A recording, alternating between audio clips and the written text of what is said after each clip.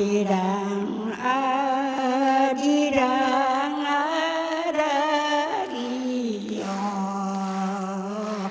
아리랑 진짜 그러다가서 자기네 마음대로 쓰고 싶으면 쓰고 고장이 나서 말하자면 병이 나든가 그러면 버려버리고 갖다 죽여버려.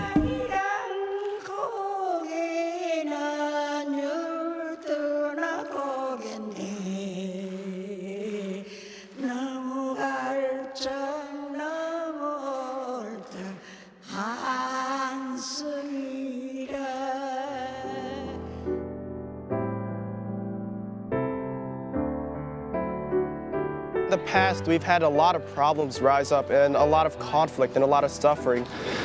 And a significant part of this problem is the comfort women problem, which was in World War II, where millions of these women had their lives destroyed and violated in their basic human rights.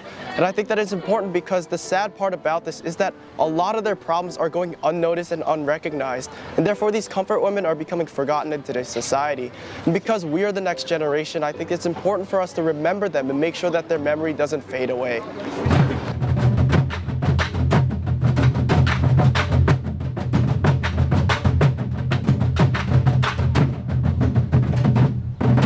My name is William Chung. I am the president of the Youth Council of Fort Lee.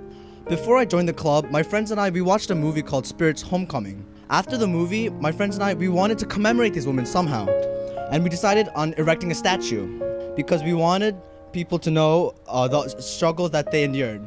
The issue, which a lot of folks wouldn't touch, was then picked up by the Fort Lee Youth Council. Not too many organizations could have put together, but because of their collective passion, their knowledge, the respectful way in which they conduct themselves, their ability to communicate and lobby and persuade is why we're all here today.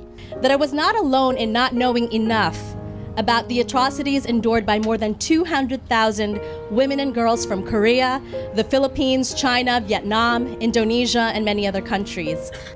Although none of us can take back what happened to the courageous comfort women survivors, mothers, daughters, and sisters who endured so much violence, we can all do our part to make sure that the sins of the past are not the sins of the present. However, as their voices have grown louder, their story and bravery has become one of a person taking it upon themselves to claim their own dignity, their own humanity, and their own beauty. This bravery, beauty, and righteousness is what the YCF has long sought to bring to light and honor.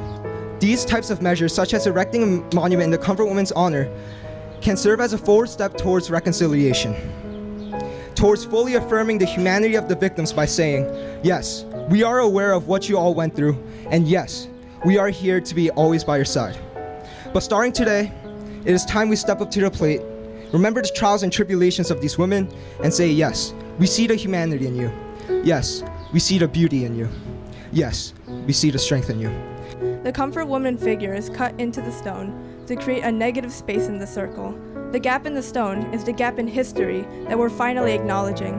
History with gaps creates a divided society, and conflict is inevitable. The purpose of this Comfort Woman Memorial is to remind us of how history is a single entity, how we cannot simply ignore the scars in our society.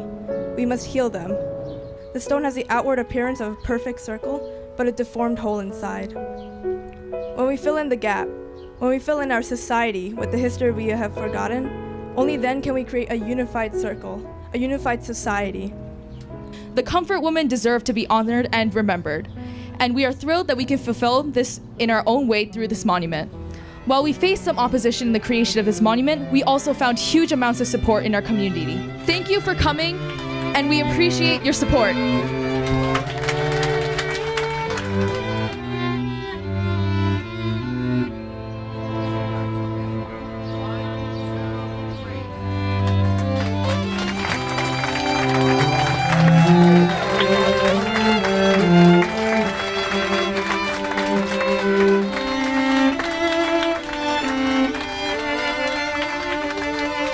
But every time I walk down this path, I'm going to look at this monument and I'm going to think of the plight of comfort women. And I think that's exactly why and what the purpose of this monument is. We remind ourselves of history to ensure that things like this never happen again in the future. The poem is called Stories My Grandmother Tells Me because I personally thought of my own grandmother, and if she was a comfort woman, because she's a first generation Korean American immigrant, and I thought if she was a comfort woman, I wouldn't even be here today, and that's the message I wanted to spread in my poem. We were never aware of the comfort women or the Japanese imperial sex slaves. Yeah, I've never learned about comfort women in my history classes.